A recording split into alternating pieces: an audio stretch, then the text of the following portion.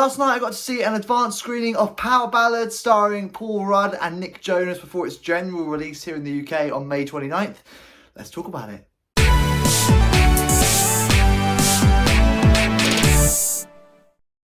Hey stranger, welcome back to the video, a brand new movie review. Today I'm talking all about Power Ballad. It is new in cinemas across the UK from May 29th. I saw it last night at an advanced screening and I really enjoyed it. We'll talk all about it in just a second. Before we do, as always, a friendly reminder, these are just my thoughts. Don't let this dictate whether or not you go and see it. You might see it feel totally differently to me, and that is okay. Movies aren't made to cater for everyone. Without any further ado, we start talking about this film, and I really enjoyed this film. I was hooked from start to finish, and sometimes I'm a film connoisseur. I love going to the cinema.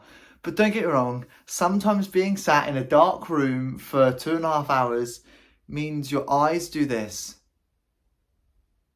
But I didn't. I didn't do it in this screening. And that says a lot. When I'm really engaged and like properly focused on whatever's in front of me, says a lot. And I really enjoyed this film. I thought the casting was very good.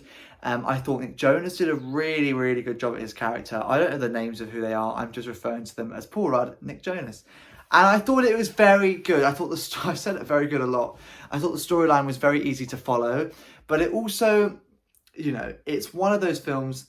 Could it be predictable? Yes, probably. We all know kind of how it's going to go. Like, we know the general gist of the direction of the film this is going to take. But it was a fun, hearty little film. I thought it was very wholesome. I thought it came from a very true, meaningful place, and the acting in this film was very honest and very enjoyable, and it didn't seem so unrealistic. A lot of these films have very realistic plots and meanings, but the way it's delivered is so unrealistic that you're like, well, it kind of defeats the whole objective of this story. Whereas this is a real life, when I say real life film, like what happens in this film is very plausible. So the way that they kind of attack the story and resolve the issues and the journey that this film takes is realistic. Like, I could imagine this being a true story. Do you know what I mean? Which is, I think, why I enjoyed this a lot more. I do think some of the way that the singing was done could be a bit better.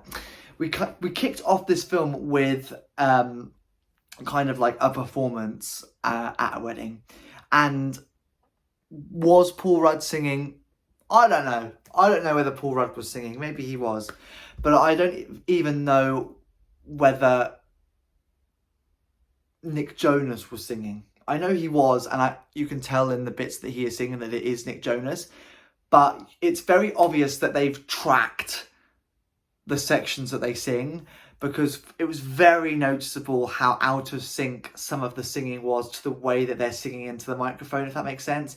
And also, this is maybe me being very picky, but as a movie fan, as somebody that likes to appreciate the small bits in films, some of the audio is like you're singing, but it's almost like you're singing from like a CD. I'm playing a CD and I'm listening to you sing.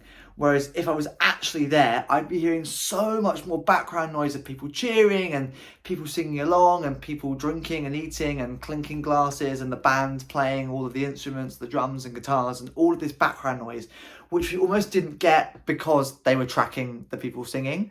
Like I said, whether Paul Rudd was singing or not, whether he had somebody actually singing for him, I don't know. But Nick Jonas, I'm certain sang. I'm 99% certain that he sang. And he sounds just as good as he always is. And I like the fact that they use some very old, real images of him as a young performer. Obviously, he's done his solo stuff and he's part of the Jonas Brothers. Is he part of DNCE? Is that him? Or is that somebody else? I don't know. But he's done a lot of music work from a very young age. So to be able to use real images of him as a young person is really good. I really enjoyed it. And I thought on the whole, this film was very good. I love I said very good so many times. I love the song. The actual song that this whole film revolves around is actually a really catchy song. And I'm gutted in a sense that I saw this film at an early screening because the song's not out yet. I can't listen to this song anywhere and I've got to wait until the motion picture soundtrack comes out on Spotify. When it does, best believe that is going to be my #1 stream song for a long time, because I really, really enjoyed it. I thought it was very nice. It had a very nice kind of meaningful message, and as you'll find out in the film, I'm not going to spoil it, but this song has many different meanings, and I think it's very lovely, because I think also talking about music and referring to music, songs are really great when people can resonate with that song, but for totally different reasons. Somebody will resonate with a song for this reason, which is a polar opposite reasons to why somebody else resonates with the song, which I think is really lovely, which is why I really liked and appreciated the song that the whole film revolved around. Very, very good. My friend said exactly the same thing. Truly, this film comes out on the 29th of May, which is also when the film Tuna comes out, which is starring Leo Woodhall, I think. Is it Leo? Hold on. Let's find out. Leo Woodhall, yes, this guy. It stars him, and apparently it's got a very similar plot to Power Ballad. My friend who I went to go and see, who has also just got an unlimited card, went to go and see the secret screening last week, which was Tuna, which is obviously going to come out next week.